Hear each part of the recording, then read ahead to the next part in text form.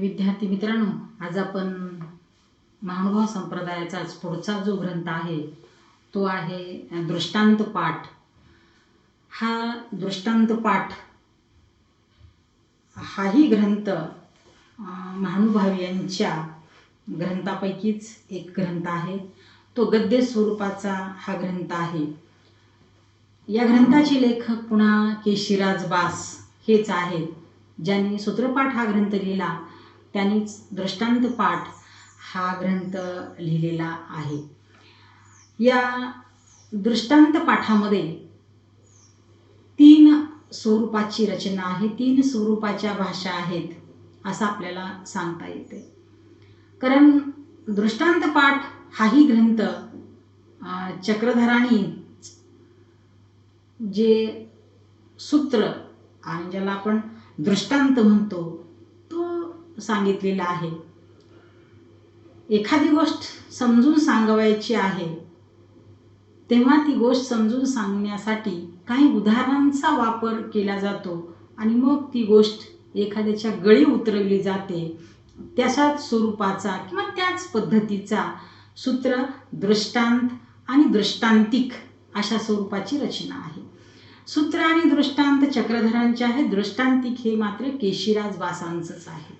कारण महानुभाव संप्रदायामधीलच जो लीळाचरित्र ग्रंथ आहे ह्या लीळाचरित्राचाच मधीलच हा एक भाग आहे.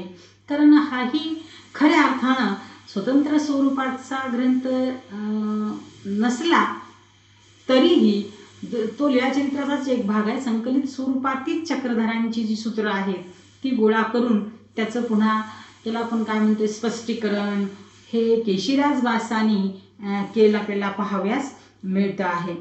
आता या ग्रंथाची जी रचना आहे, एखादी गोष्ट अवघड आहे आणि ती सोपी करून सांगण्याचा प्रयत्न या ग्रंथातून केशिराज बासांनी हे केलेला पाहायला मिळतोय.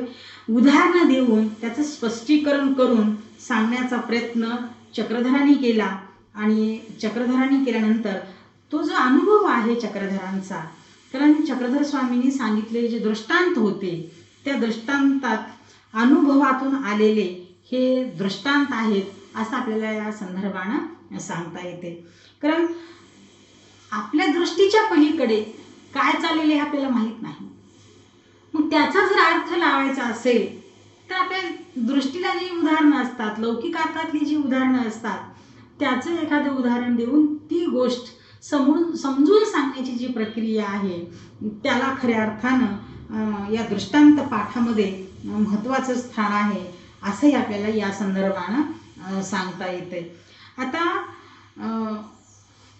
इथं तुळपुळे नावाचे एक अभ्यासक आहेत, मराठी साहित्यातले इतिहासाचे जे अभ्यासक आहेत श ग तुळपुळे नावाचे, त्यांनी मात्र की या दृष्टांत पाठाविषयी म्हटलेलं आहे की उदाहरण सिद्धांतावरील जणू एक उपनिषद असल्याची जाणीव तुळपुळे देतात. हे एक उपनिषदच आहे, अशा स्वरूपाची जाणीव किंवा तत्वज्ञानच आहे किंवा खूप मोठ्या स्वरूपाची रचना आहे. ज्ञानी, तत्वज्ञानी, माहिती वजा असा स्वरूपानं त्याचं निरूपण त्यांनी केलेलं आहे. अर्थात दृष्टांतामध्ये 114 दृष्टांत आहे, 14 दृष्टांताचं संपादन हे केलेलं आहे.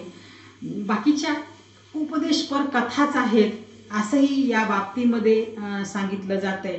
आणि मग आपण पाहतोय की हा जो दृष्टांत पाठ आहे या दृष्टांत पाठामध्ये मानवी स्वभावाचे सूक्ष्म निरीक्षण अर्थात या दृष्टांतात आलेलं आहे असं आपल्याला पाहायला मिळते. तर महानुभाव संप्रदायामध्ये जे विरक्त पुरुष आहेत, संन्यस्त लोक आहेत, त्यांची सूक्ष्म निरीक्षणात्मक दृष्टी जी आहे त्या दृष्टीतून अशा स्वरूपाची अनुभूतीतून आलेले मार्गस्थ होताना जे जे अनुभव आले, एखाद्याला उपदेश करायचा आहे त्यातून हे दृष्टांत सूत्र हे आलेले आपल्याला पाहायला मिळतात. आता इथं आपण पाहतोय परिसाचा दृष्टांत, चंदनाचा दृष्टांत, राजसाचा दृष्टांत असे काही दृष्टांत आहेत. आता या दृष्टांतामध्ये आपण असं सांगता येतं आपल्याला की लोककथा, ललित कथा आणि कथा अशा 3 प्रकारची रचना, साहित्यिक रचना ह्या दृष्टांतातून आलेली आपल्याला पाहायला मिळते, दृष्टांत पाठातून. आता इथं चक्रधरांचे जे सूत्र आहेत आणि जे दृष्टांत त्याचा अन्वय म्हणजेच खऱ्या अर्थानं दृष्टांतिक हे केशिराज भासांचं आहे. आणि मग तत्कालीन समाजात असलेले आलेला आहे त्यात स्त्रियांचे जीवन, विधवा स्त्रियांचे जीवन, परित्यक्त स्त्रियांचे जीवन, दासी असणाऱ्या स्त्रियांचे जीवन, काही स्त्रियांची विरह अवस्था, ह्या वेगवेगळ्या भागानं त्याच्यात मध्ये रचना आलेली आहे असं आपल्याला पाहायला मिळतंय. या दृष्टांतात शेतकरी आहे, भडभुंजे आहेत, मजूर आहेत, हमाल आहेत, त्याच्यानंतर कष्टकरी आहेत, व्यापारी आहेत. समाजात काही लोक वाळीत टाकलेले आहेत, काही असे आपल्याला पाहतो की ब्राह्मणही वाळीत टाकलेले आहेत. आता इथं एक संदर्भ आपल्याला असा पाहायला मिळतो आहे की एका मुलीने कोळ्याच्या मुलाशी विवाह केला, म्हणजे आंतरजातीय विवाह केला ब्राह्मणाच्या मुलीने, आणि तिला वाळीत टाकलेले असेही काही दृष्टांत किंवा ज्याला आपण म्हणतोय विषय या दृष्टांत पाठातून आलेले आहेत. वस्तू पडळ असेल, माळवद असेल, गोधडी असेल, माळवचा असेल, खिचडा असेल, अशा वेगवेगळ्या प्रकारचे पदार्थ आलेले आहेत. म्हणजे या दृष्टांत पाठाची तिहेरी स्वरूपाची भाषा आहे असं मी तुम्हाला सुरुवातीला सांगितलं. त्याच्यामध्ये ललित आहे, तात्विक आहे, पांडित्यपूर्ण, वळणाचे अशा 3 स्वरूपाच्या भाषा आलेल्या आहेत. सूत्रामध्ये तात्विक भाषा आहे, तत्व सांगितलेलं आहे, आणि त्याचं निरूपण करण्याचं काम पुन्हा कशामध्ये आलेलं आहे, दृष्टांतामध्ये आलेलं आहे. दृष्टांताची भाषा ही ललित भाषा आहे, लालित्य आहे त्याच्यामध्ये. आणि पुढे आपण पाहतोय दृष्टांतिक ही जी आहे ही दृष्टांतिक मात्र पंडिती वळणाचं आहे, कारण स्वतः केशिराज भाषे जे आहेत हे संस्कृतचे गाढे अभ्यासक आहेत, हे संस्कृतचे पंडित आहेत, विद्वान आहेत, आणि मग त्यांनी तशा स्वरूपाची पंडिती वळणाची भाषा दृष्टांतिकाच्या माध्यमातून आलेली आपल्याला पाहावयास मिळते आहे. आता इथं आपण पाहतोय की चक्रधराने जे तत्वज्ञान सांगितलं आणि ते तत्वज्ञानच तो तात्विक विचार सूत्राच्या माध्यमातून आलेला पाहावयास मिळतोय. मग तत्वज्ञान असेल, समाजदर्शन असेल, भाषा विलास असेल, हे दृष्टांत पाठाची वैशिष्ट्ये आहेत किंवा सौंदर्य आहेत. आता त्याच्यामध्ये हे सौंदर्य जे आहे 3-4 प्रकारांनी हे सौंदर्य सांगितलेलं पाहायला मिळतं आहे. म्हणजे भाषा काय सांगत असताना तत्वज्ञानाची आहे, त्यातून समाजदर्शन आहे, त्यातून तात्विक दर्शन आहे, त्याच्यातून भाषा विलास आहे, दृष्टांतपाठाचं सौंदर्य आहे. अशा वेगवेगळ्या माध्यमातून त्याचं वर्णन आपल्याला करता येते किंवा रचना स्वरूपाचे सांगता येते. आता केशिराज भास आणि महात्मा चक्रधरांच्या तत्वज्ञानाचा अर्थ लावणारे पहिले शिष्य आहेत. हे महात्मा चक्रधरांनी तत्वज्ञान सांगितलं आणि त्याचा अर्थ लावून दृष्टांतिकाची रचना ह्या केशिराज भासांनी केली आपल्याला पाहायला मिळते. त्यांनीच पहिल्यांदा क्रम लावला आणि त्याच्यात निरूपण त्यांनीच केलेलं पाहता येते. आता लोककथेच्या स्वरूपाचे काही दृष्टांत आहेत. रुमनेयाचा दृष्टांत, माळेकरियाचा दृष्टांत,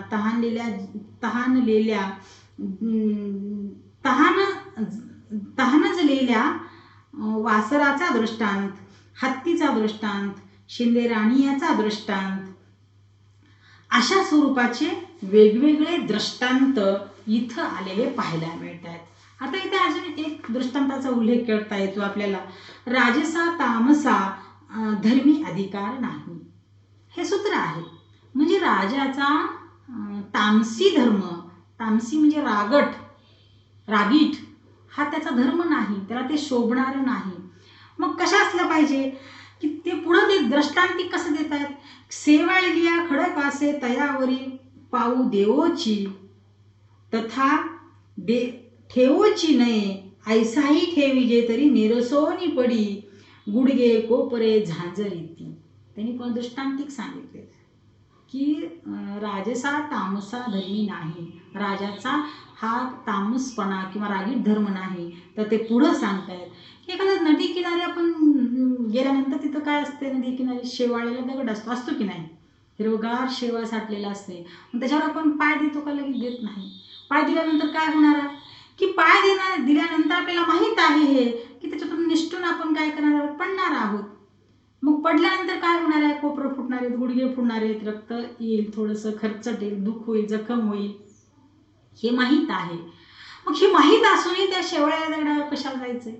मग राजा आहे, राजाला सर्व राज्यकारभार माहीत असतो, माणसं माहीत असतात, आणि म्हणून त्यांनी काय करता कामा नये एखाद्यावर विनाकारण राग आपला व्यक्त करणं हे चुकीचं आहे.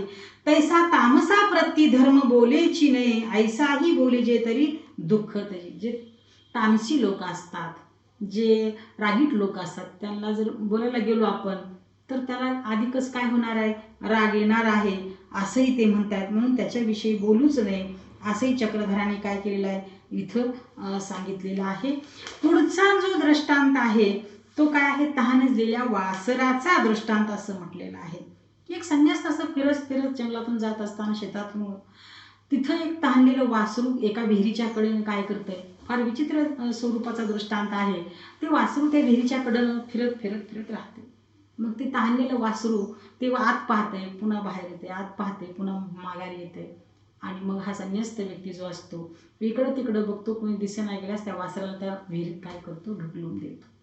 अशा स्वरूपाचा हा दृष्टांत आहे. पुढे आपण पाहतोय की साळोबाचा दृष्टांत नावाचा एक दृष्टांत आहे की सतत आपल्या बायकोवर संशय घेणाऱ्या व्यक्तीच्या संदर्भाने तो दृष्टांत सांगितलेला पाहायला मिळतोय. माळेकऱ्याचा दृष्टांत त्यांनी एक सांगितलेला आहे. एक पाखरा राखणारा माणूस असतो आणि त्यांनी पाहिलेली चोराची कर्म नंतर तो काय करतोय सांगतो आहे की तो पाखरं राखणारा त्या माळोच्यावर पांघरून घेऊन तो बसलेला असतो. आणि मग एकदा तो चोर समजून राजा, एखाद्या चोर आहे त्या चोराला तो राजा काय करतो, त्याची शिक्षा देतो सोळावर चढवण्याची. आणि मग सगळे लोक म्हणतात की हा सुंदर पुरुष आहे, तरुण आहे, त्याला राजा का शिक्षा देत असेल, ही सगळी प्रजा बोलते. तेव्हा तो माळोच्या वरचा जो पाखरं राखणारा जो असतो तो मात्र म्हणतो की याचे तुकडे तुकडे केले पाहिजेत. मग ते तुकडे कशासारखे केले पाहिजेत, मोहरी एवढे तुकडे केले पाहिजेत, ते कमीच आहेत असं तो म्हणतो. कारण त्यानं ही चोरी केलेली, तो चोरी कसा करायचा हे त्या कुणी पाहिलेलं असतंय, त्या पाखरं राखणाऱ्यानं पाहिलेलं असतंय. म्हणून तो म्हणतो याचे खूप ह्याचे तुकडे बारीक बारीक केले पाहिजेत. पुढे आपण पाहतो आहेर देशीच्या म्हातारीचा दृष्टांत. एक म्हातारी महाराष्ट्रात येते आणि महाराष्ट्रात आल्यानंतर ती खूप दुःखी कष्टी असते आणि मग एका अशाच वाडाहुडा असणाऱ्या व्यक्तीच्या आश्रयास येऊन राहते. राहिल्यानंतर ती त्या माणसाच्या लहान मुलं असते त्या मुलाला ती राग करते, सतत राग करते, जवळ येऊ देत नाही, त्याला हिडीस पिडीस करते. मग एक दिवस त्या बाळाची, त्या लहान लेकराची कोण वारते, आई वारते. आणि मग तो त्या घरचा मालक, त्या मुलाचे वडील म्हणतात की आजी आता तरी तुम्ही या लेकराला काय केलं पाहिजे, जवळ घेतलं पाहिजे, सांभाळलं पाहिजे, तिची आई नाही आता निघून गेली आहे. मग कसं तरी ती सांभाळायचा प्रयत्न करते, जवळ घेते. मग तो माणूस कामाला जातो. मग एक दिवस काय होतो, असंच करत करत तो त्या लहान बाळाचे वडील वारतात. असं करत करत तो मुलगाही वारतो. आणि शेवटी जी दुःखी म्हातारी स्वतःचं मूल वारलेलं आहे म्हणून कष्टी होणारी असते, दुसऱ्याचंही सांभाळल्यानंतर ते कशा स्वरूपाचं कुणीच राहत नाही. त्या संदर्भाचा हा दृष्टांत, ज्याला आपण आहेर देशी म्हातारीचा दृष्टांत म्हणून, त्याचंही त्यांनी काय केलेलं आहे इथं उदाहरण सांगितलेलं आहे. आणि मग आपण पाहतोय की कठियाचा दृष्टांत नावाचा एक दृष्टांत आहे की गुरव असतो, परमेश्वराची रात्रंदिवस सेवा, मंदिर स्वच्छ करणं, इकडं तिकडं पूजा, धूप दीप करतो. आणि मग त्या मंदिरामध्ये एक झाडाला एक स्त्री स्वच्छता करण्यासाठी येते. मग हळूहळू त्या स्त्रीचा आणि यांचा संघ वाढतो, लोभ वाढतो, याला संबंध येतो आणि मग मुलं बाळ होतात. आणि मग खऱ्या अर्थानं तो त्या मंदिरातच काय करतो, झोपतो. म्हणजे अशा स्वरूपाची ही जी प्रवृत्ती आहे. मी एक दिवस गावातले सगळे लोक म्हणतात की तुम्ही कोण नाही, संन्यस्त नाही, तुम्ही काय करा, त्या मंदिरातून दूर निघून जा. अशा स्वरूपाचं ही या दृष्टांतातली. आता या अर्थात कठ्याचा दृष्टांत ही गुजरातमधली एक लोककथा आहे असं आपल्याला सांगता येते.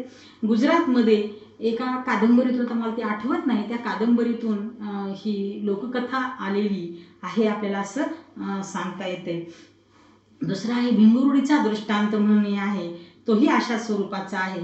कारण या भिंगुर्डीच्या दृष्टांतामध्ये नाथतंत्रातील चक्रधर आणि ज्याला आपण कबीर यांचा संबंध कशा स्वरूपाचा आलेला आहे असे आपल्याला या संदर्भाने सांगता येते. म्हणजे एकूणच मुलांनो की दृष्टांत पाठ हा जो ग्रंथ आहे, दृष्टांत पाठ हा ग्रंथ खऱ्या अर्थानं केशिराज बासांनीच तो लिहिलेला आहे. महानुभाव संप्रदायिकाच्या दृष्टिकोनातून तो महत्त्वाचा आहे, समाजाच्या दृष्टिकोनातूनही महत्त्वाचाच आहे असंही त्या संदर्भानं आपल्याला सांगता येतंय. आणि मग खऱ्या अर्थानं मार्मिक शब्दयोजना, उपदेश वजा भाषा या दृष्टांताची आहे. चक्रधरांची जिवंत वाणी आणि केशिराज बासाची सुसंस्कारित भाषा सरणी यांचा संयोग या ग्रंथात आहे असं आपल्याला दिसून येतोय. विरह आणि प्रेम हा जो भाव आहे हा भक्तीचा आविष्कार आहे आणि हाच भक्तीचा आविष्कार या ग्रंथातून पाहायला मिळतोय. अर्थात यादवकालीन भाषा ही या ग्रंथाची भाषा आहे असं आपल्याला इथं या ग्रंथाच्या बाबतीत सांगता येतं. इथं हा ग्रंथ संपतो. धन्यवाद.